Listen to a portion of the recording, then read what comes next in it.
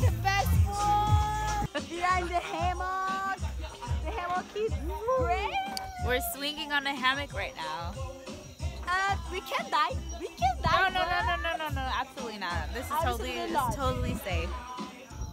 I like these.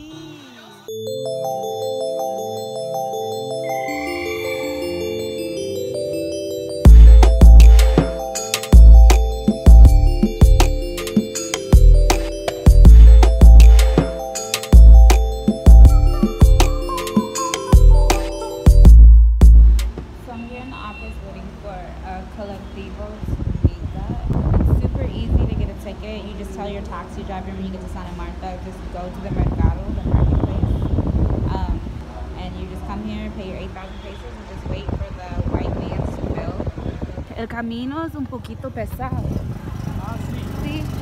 ¿Fuiste caminando? No, en moto también, pero en la noche.